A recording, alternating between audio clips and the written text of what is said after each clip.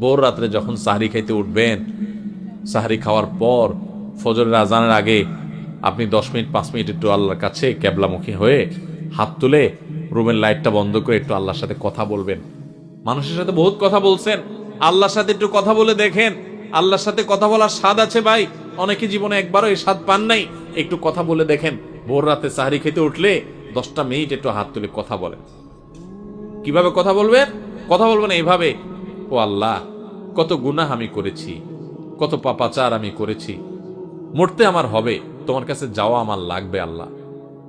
শয়তানের প্ররোচনা করেছি, এই রমজান মাস তুমি কত মানুষকে মাফ করে দাও।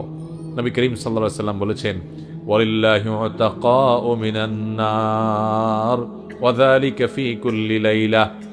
রমজানের প্রত্যেক রাতে আল্লাহ তাআলা অনেক মানুষকে সাধারণ ক্ষমা ঘোষণা করে দেন, যে যাও অমুক অমুক অমুক অমুক, যাও তোমাদেরকে মাফ করে দেওয়া হলো, জাহান্নাম থেকে মুক্ত ঘোষণা করে দেওয়া হলো। আল্লাহ কত মানুষকে আপনি সাধারণ ক্ষমা করে দিবেন।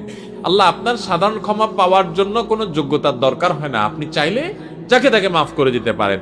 দুনিয়ার প্রেসিডেন্ট প্রধানমন্ত্রী চাইলে একটা দেশের যাকে তাকে যা খুশি তা দিয়ে দিতে পারে। তাদের যদি ক্ষমতা, তারা তো মানুষ। আল্লাহ আপনি তো মহান সৃষ্টিকর্তা, আপনি তো চাইলে আমার সব অপরাধগুলো মাফ করে আমাকে ফেরেশতা বানায় ফেলতে পারেন, পারেন না আল্লাহ? তো আল্লাহ আপনি আমাকে মাফ করে দেন, এটা আল্লাহর সাথে কথা বলবেন।